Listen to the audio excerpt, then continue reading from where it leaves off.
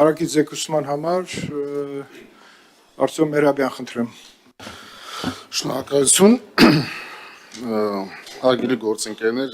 նախագծի հետ ես պարոն Սարգսյանի հետ մի քանի անգամ ունեցել եմ զրույցներ, անկեղծ ասած այսօրվա մեր քննարկումը իմ մոտ որոշակի բաներ փոխեց ու ես կուզենայի ընդհանուր ասել իմ կարծիքը։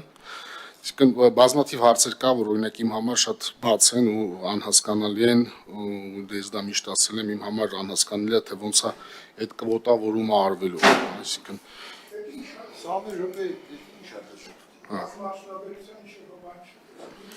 կվոտավորման մասը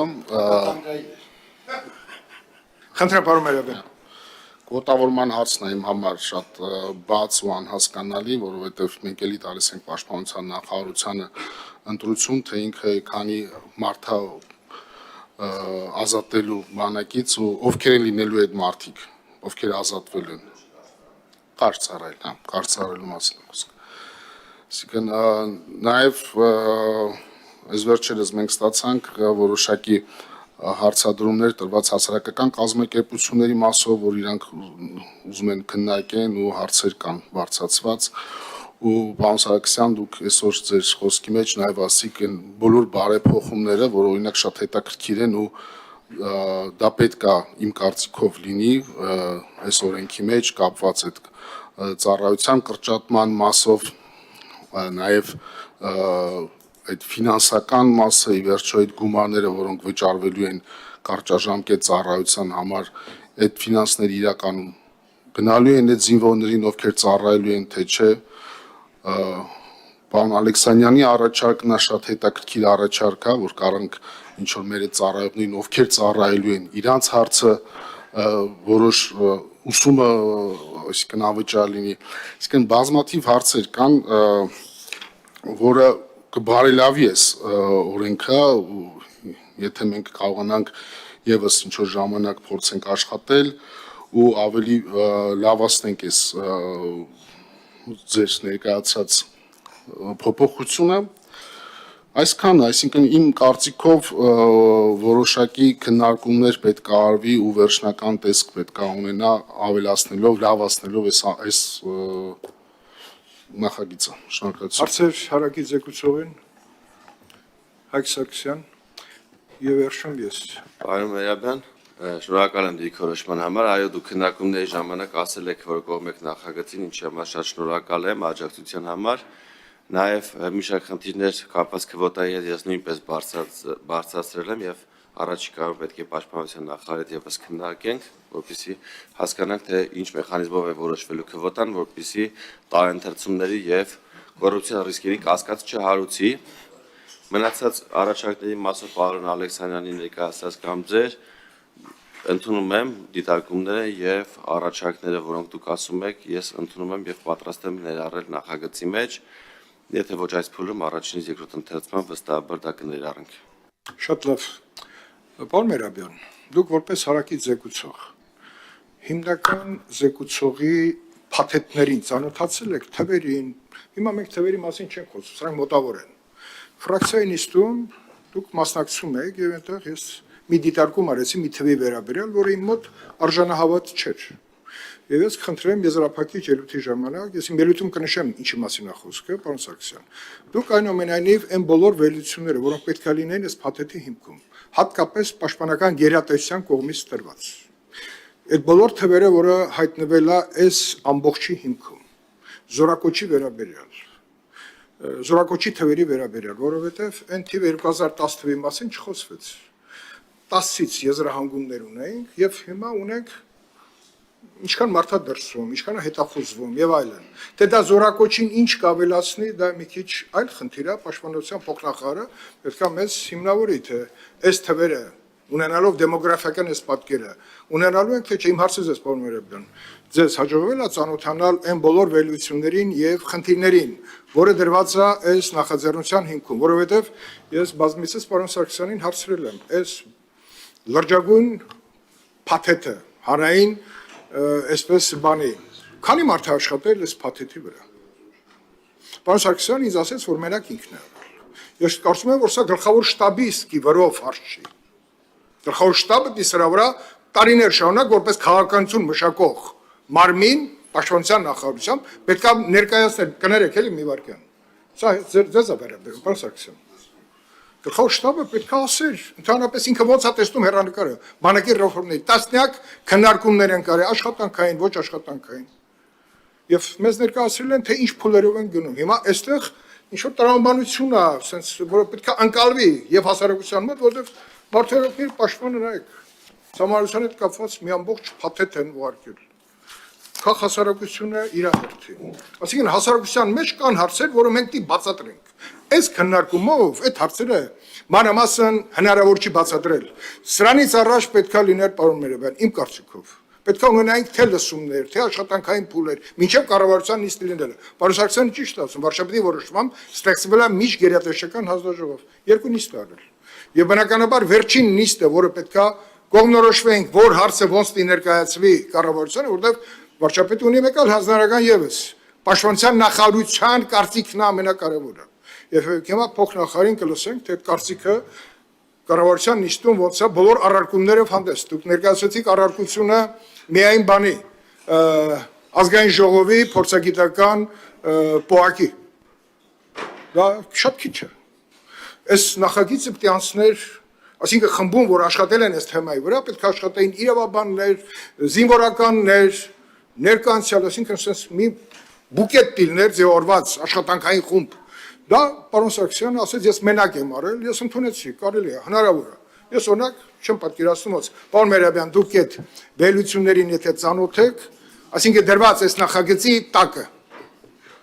Շատ լավ։ Եթե ծանոթ չեք, ապա ես կուզեի, որպեսզի անպայման հարագից զեկուցողն էլ պետք է կարողանա մանրամասն այդ թվերի հետ առերեսվի, որովհետև պարոն Սարգսյանն էլ այստեղ զորակոչի հետ կապված ամեն ինչ թվայնացված փուլ անցել են, պետք է հասկանանք այդ թվերը որտեղ են շեղվում, որտեղ է կոռուպցիան, ինչի կոռուպցիա հարցերը չենք լուծել, ինչա շարունակվում խոսել թիվը ավելացնել, որ չգիտենք այդ հեռանկարում, այդ թիվը կավելանա թե չէ։ Տեսական ենթադրություններ են։ Խնդրեմ պարոն Մերաբյան։ Շատ լավ։ Տեսեք, ինչ վերաբերում է թվերի անճշտության մասով, այո, այտենց խոսակցություն կա, ինձ թվում է պաշտպանության նախարարությունը որոշակի թվեր կասի ու մենք կհասկանանք այնտեղ։ Քննարկումների մասով ֆրակցիայում այո ունենք պատգամավորների խումբ, մարդիկ, ովքեր իրանց համար հարցեր կան, ու այդ հարցերը իրանք ուզում են քննարկեն, չգիտեմ, այս ընթացքում պարոն Սարգսյանի հետ իրանք քննարկել են թե ոչ, բայց ամենակարևորը իմ համար նաև ինչպես ես ասացի, որ կան հասարակական կազմակերպություններ, որոնք հարցեր են բարձրաձայնել ու այդ քննարկումը իմ կարծիքով պետք է լինի ու մենք չենք կարող անտեսել այդ քննարկումները, դա շատ կարևոր են, որպեսզի մենք գանք կոնսենսուսի գանք ու կարողանանք ճիշտ որոշում կայացնենք այդքան։ Այսինքն իսկ թվերի հետ կապված պարոն Քոչարյան արդեն ինձ թվում է պաշտպանության նախարարությունը թվերի մասով կասի։ Շատ լավ։ Չէ, չես կարող արձագանքել։ Ելույթ կարակ ունենամ ես տալիս է հարագից զեկուցողի։ Դու հարցերից վերջի հարցը մնաց ինձ։ Ես կարամ տամ, բայց եկեք Չեմ արձագանք ես հարագից զեկուցողի պատասխանին, հիմա թույլ տվեք։ Բան չի չեք հերթագրվել։ Ես հերթագրվեցի հարցի համար, Ես չէի լսում երևի, հա, պարոն Սարգսյան։ հարցը տվեցի։ Խնդրեմ արձագանքեք հարագից։ Իրականը պատասխանեց հիմա։ Խնդրեմ արձագանքեք։ Նաև իմ ասած թվերին էլ արձագանքեք եւ այդ թվերը դրեք բան ելույթի մեջ եզրափակիչ։ Արոն Գալստյանին առաջի բաժնի ղեկավարին ես նոր խնդրեցի հիմա ձեր նշած թվերը կբերի Կարմիր պապկայով ձեզ ցույց կտա պարոն Քոչարյան ես դրանք 3 հանել եմ եւ 2019 թվականին նախարար Դավիթ Տոնյանին արված հարցման պատասխանն է որը իր ստորագրությամբ առաջի բաժնում ներառված է արխիվացված նյութերի մեջ պարոն Մերաբյան դուք շատ ճիշտ եք ասում տեսեք նախագիծը ինքը իրանով այնքան մեծ է եւ ընդգրկուն որ բազմաթիվ քննարկումների անհրաժեշտություն է առաջացրել, ինչը որ մենք արել ենք 2022 թվականին նախագիծը բերել էր Պաշտպանության նախարարությունը 4 ամիս ծառայությունը 24 միլիոնի դիմաց վճարելով նախագիծը, որը 2022 թվականին հետ քաշվեց քննարկումների անցկացման եւ լրացուցիչ քննարկումների կարիքի անհրաժեշտությամբ պայմանավորված 2022 թվականից մինչև 2025 թվականի հուլիս ամիսն է հիմա մոտենում, մենք քննարկումների մեջ ենք ակտիվ եւ այս ընթացքում քննարկումներին մասնակցել են բազմաթիվ կառույցներ, ինչպես նաեւ հասարակական կազմակերպություններ, ես քննարկում եմ ունեցել հանրային խորհրդում սրա հետ կապված տարբեր իրավապաշտպանների եւ փորձագետների հետ ենք բազմաթիվ քննարկումներ անցկացրել, քննարկումներին մասնակցել է ԱԱԾ ղեկավարը, գլխավոր դատախազը, գլխավոր դատախազի տեղակալը ռազմական գծով, զինվորական գծով, քննչական կոմիտեի նախագահը, քննչական կոմիտեի նախագահի տեղակալը զինվորական գծով, մասնակցել են երկու փոխվարչապետերը, փոխվարչապետ Մհեր Գրիգորյանի մոտ մի քանի անգամ աշխատանքային քննարկումներ են անցկացրել գերատեսչությունների առաջին տեղակալների կամ զինվորական տեղակալների մասնակցությամբ, պաշտպանության նախարարի հետ տասնյակ, եթե չասեմ, հարյուրավոր քննարկումներ, հանդիպումներ անցկացրել գլխավոր շտաբի պետի հետ, իրավաբանական վարչության պետի հետ եւ այս ամբողջի համատեքստում մենք եկել ենք նախագծային տարբերակին, որը հավանության է արժանացել եւ վարչապետի ստորագրությամբ եկել է ազգային ժողով։ Քննարկումների ժամանակ նաեւ պարոն Անդրեյ Քոչարյանն է մասնակցել եւ առաջի օրվանից իր դրական դիրքորոշումն է հայտնել եւ առնվազն որևէ դեմ կարծիք կամ առաջարկ ոչ գրավոր, ոչ բանավոր չի արել։ Դրական դիրքորոշում չի հայտնել, ինչը ենթադրում է, որ դեմ չի պարոն Քոչարյանը։ Պարոն Քոչարյան, երբ նախագիծը ուղարկվում է կարծիքի գերատեսչություններ կամ շահագրգիռ կողմերին, կարծիք չստանալու դեպքում ընդունվում է, որ դա դրական է։ Իմ անունից չի, դա կարգն եմ նշում, թե ինչպես են աշխատանքները տեղի ունենում։ Դուք եղել եք 5-6 ամիս, եք բերեք։ Կանջատեմ, դուք մոտեցեք։ Մի վախեք։ Մի բերեք, դտորեք։ Չբացեք թիվը ցույց տվեք։ Չէ, ես պետք չի։ Դե որ պետք չի չեմ ցույց տալու։ Ես պետք չի, եթե պետքա կանջատեմ կամերան։ Չէ, դուք մենակ թիվը նայեք։ Մենակ այդ թիվը բերեք։ Դուք պարտքան տվեք նայեք։ Խոսքը վերաբերվում է նրան, որ մի շարք քննարկումներ են անցկացվել եւ պարոն Մերաբյան, ընդգրկուն է նախագիծը առավել քան ես նշեցի, որ նախագիծը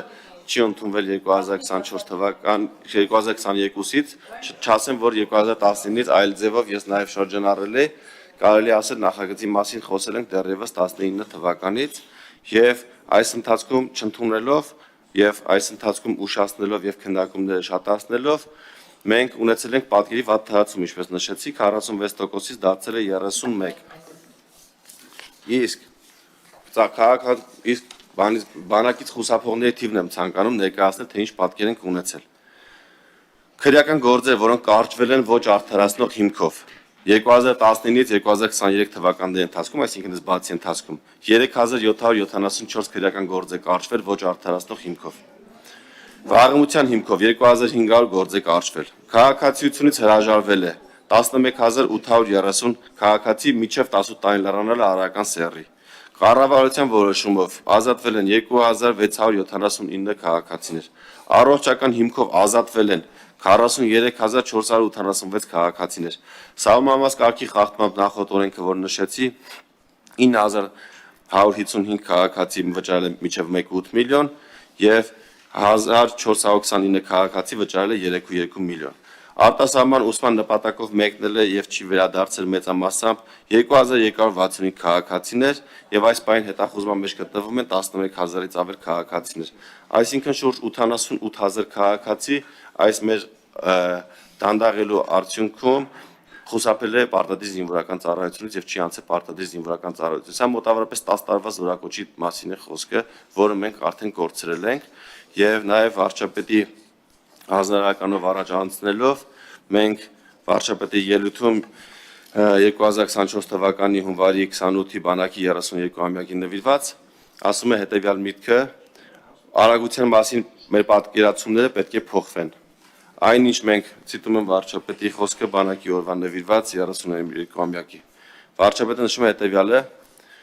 արագության մասին մեր պատկերացումները պետք է փոխվեն։ Այնինչ մենք ժամանակին համարել ենք արագ, հիմա այլևս անհույս դանդաղ է։ Խոսքը չի վերաբերվում միայն աշխատանքներին, խոսքը նաև վերաբերվում է իրավիճակի գնահատմանը, հրամանների տրմանը եւ դրանց կատարմանը։